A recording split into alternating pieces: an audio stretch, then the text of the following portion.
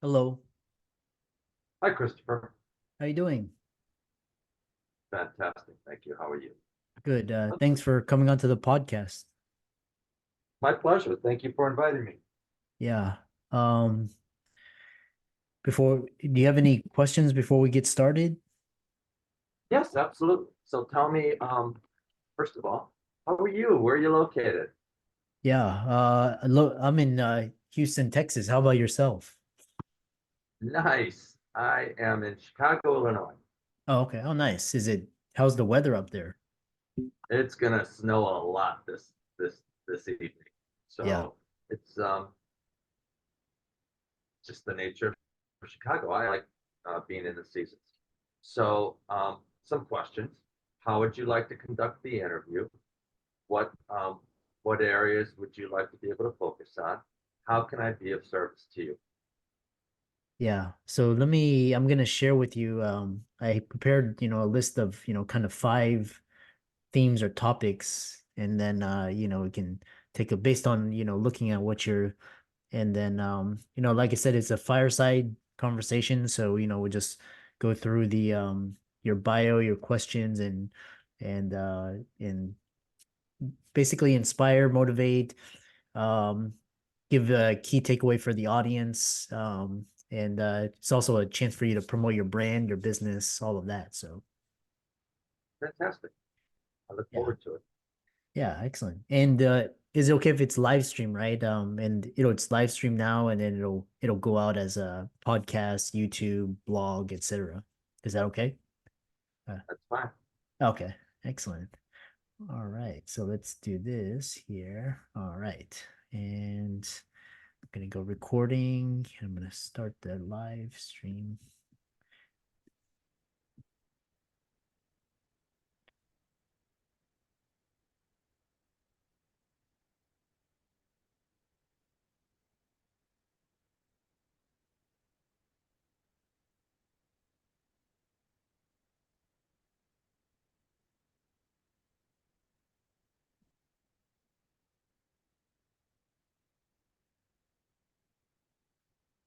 Hey guys, welcome to this week's podcast episode. I've got a fantastic guest for you today.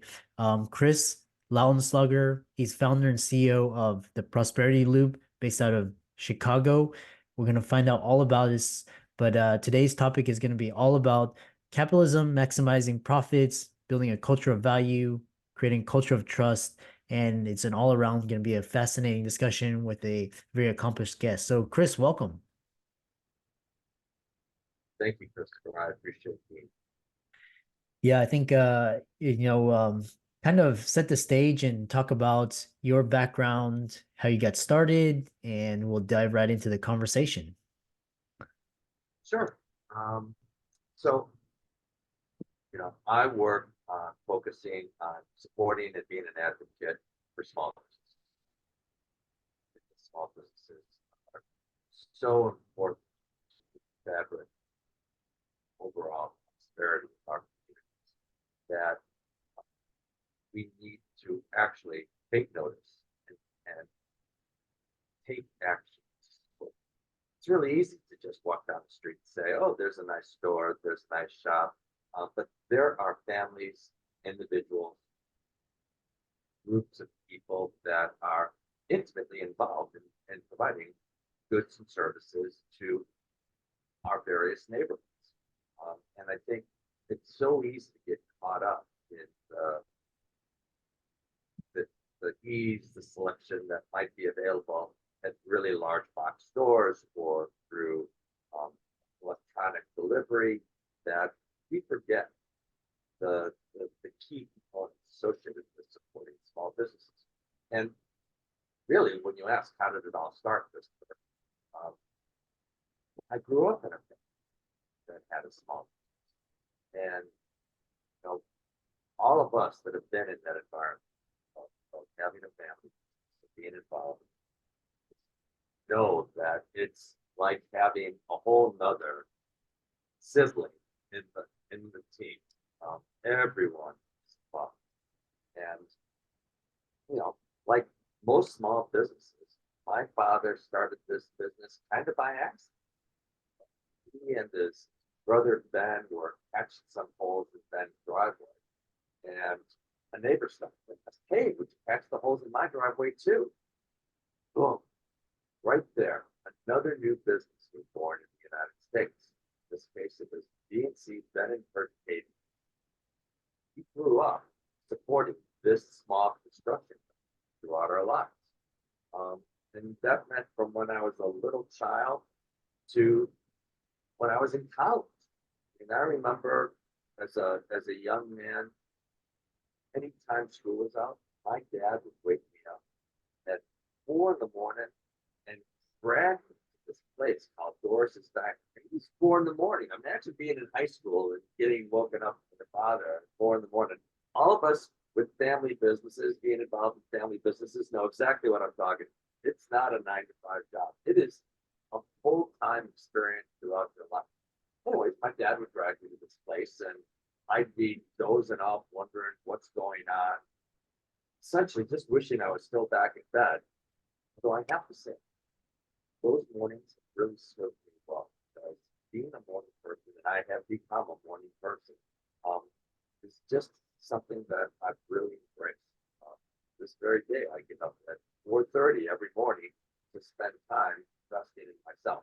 But we'll come back into that conversation a little bit.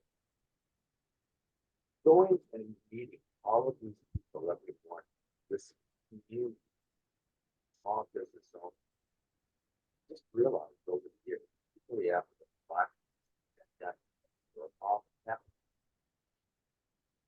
how really important value is, how important it is to be able to connect with other people, particularly your business owners, because these people that know you, these people that trust you, are the people that support you.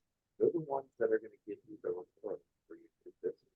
They're the ones that are going to tell all of their customers through word of mouth what a great person you are, what a great service. As a small business owner, that's just so fundamental key to our survival.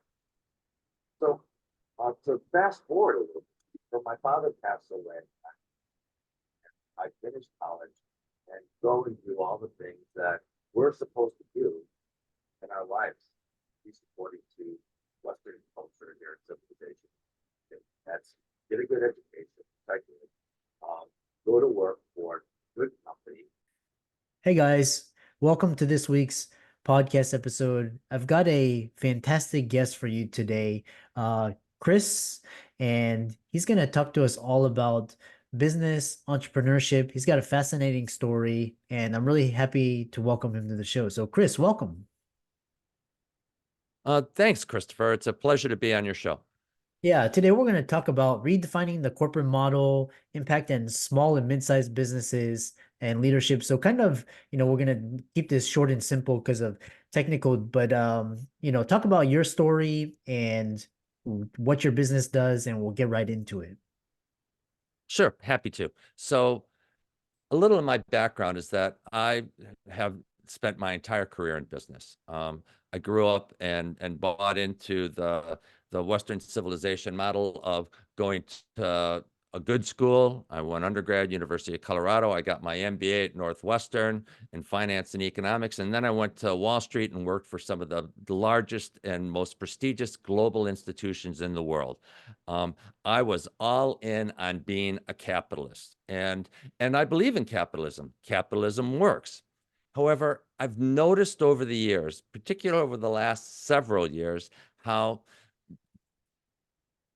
the system seems to have been misaligned, that this whole focus on maximizing shareholder value has taken on such a level of overemphasis on the rest of the aspects associated with capitalism, which is essentially creating generalized wealth for the population, that I think we need to take a step back and say, hey, what really is our priority here? Is it to maximize shareholder value, or is it to maximize societal value? Yeah. Yeah, I mean, like I said, there's been so much misaligned incentives in Washington, Wall Street, and I don't think it, but it's great to talk, to leaders and visionaries such as yourself. So kind of talk about, redefining the corporate model. It spans over 4 decades. What pivotal moments or experiences led you to develop the prosperity loop model? How does it challenge traditional shareholder first corporate approach? In many respects, it doesn't challenge traditional capitalism. If you go back to Adam Smith in his book Wealth of Nations, I believe he published it in 1776. Many people consider this literally the Bible of capitalism. And Adam Smith believed in a rising tide raises all boats. In fact, he warned against the possibility of the wealthy, the interest, the moneyed interest, as he would put it, manipulating the system through politics. In other words, helping to finance political decision-making processes for their own benefit. Subsequently, the ability to be able to help the masses became secondary to the politicians being manipulated by the moneyed interests. So even back several hundred years ago, Adam Smith was warning against the potential of that. And I think with Citizens United decision in the Supreme Court, it's become incredibly obvious that the moneyed interests, and in this world with Citizens United's decision, that includes corporations. Corporations are freely able to give money to political parties now. It has been a boom for shareholders at the expense of literally every other stakeholder that's out there. That includes employees, that includes vendors, that includes communities, that includes governments. All of them are being sacrificed at the altar of maximizing shareholder value. Yeah. Yeah, and it's a kind of we can, like I said, I love this idea. And basically what's interesting is, kind of the government of Argentina. He recently said that, governments and central banks are kind of leeches on society, and there's so much fraud and corruption, and basically you see this, the rich getting richer and kind of inequality and just basically leeching off. But do you talk about impact on small and mid-sized businesses? And with your focus on these areas, share a success story where the prosperity loop implementation significantly transformed your business approach to profit and purpose. I'm happy to, Christopher. Before I do that, I want to go back to Argentina, because Argentina right now, in this period of time, is an incredible experiment in capitalism, in economics itself. It has been a country which at one time was a a beautiful a source of quality of life in South America. It was a jewel going down to Buenos Aires, which I've been to. It's an amazing city. And then really very dramatic socialist policies were implemented. And that country has gone through several monetary devaluations, in other words, bankruptcies, and it has devastated the population. And now we have a government which is actually telling people, we're going to go through some hard times because we're going to finally fix this mess. And it'll be interesting to see, A, if the policies work, B, if the population itself will be able to withstand some of the hardships that are going to be coming as they go through this transition period. It's a fascinating experience. I feel for the people in the country, but the alternative is Venezuela. And we all see what a disaster that is. So that's my global economic perspective for the time being. Let's go back to your question in regards to small businesses. I walk down the street and I see and talk with small business owners. I come from a small business family. It's in my blood. I see how important the fabric of our communities is based on the person-to-person interaction that we have with our local community leaders and participants. So when I see big box stores, or I see large organizations that provide electronic commerce. I'm not saying they should not participate in the economic model. Of course they should. We should all be able to have as many choices as possible in regards to how we want to be able to connect or conduct commerce. What I'm saying, though, is that there is a significant contribution to person-to-person interaction when it comes to buying and selling. It's not just about the lowest cost provider of goods. It's about the connection that we can get. If we learned anything during the pandemic, it's that human beings need to be in community. It's that human beings thrive in community. And unless we support our community organizations like small businesses, we will further and further isolate ourselves and suffer the severe consequences associated with that isolation, such as horrible human behavior and interaction with each other. We want a society that supports and sustains each other, doesn't attack and divide each other. Yeah. And kind of you've observed various leadership styles throughout your career, and how do you define effective leadership? What role does it play? Um, and fostering a culture of shared prosperity and trust within an organization. Oh, Christopher, it's so paramount. Leadership is key. It is the determining factor. People are like, what's culture? And in many respects, culture, particularly in a small business, is a reflection of the owner of the leadership. It is how you treat other people is how you will treat yourself and your customers. It is so important. You know, one of the aspects that I hear from a lot of small business owners is that they have challenges in today's world in hiring and keeping key or high quality employees. Um, and it's because young people, millennials, young people, they're millennials now, they're adults, they're big people, want to have more than just a paycheck. When I grew up, it was all about just getting a paycheck, paying your bills, and going on and trying to move up the economic ladder. But in today's world, 77% of millennials believe that a company's purpose is a significant factor in determining whether or not they're going to work or stay with an organization. So your culture, your management style is really one of the key determining factors on whether or not you're going to be able to attract and keep key employees. So these are the people that provide your profitability. These are the people that are fueling your company's growth. These are the people that are on the front lines of interacting with your customers. If you take care of them in more ways than just a paycheck, you're taking care of your company and yourself. Hmm. Yeah. So very, very powerful. And kind of to close it out, you talk about the future of business culture and advice for entrepreneurs. You know, how do you envision the concept of the prosperity loop changing company cultures, the broader business landscape in the next 5 to 10 years? It's so, again, it's so the world in regards to how business is being conducted is changing radically. It's not just about selling products and providing services. It is about making contributions to society and to your employees.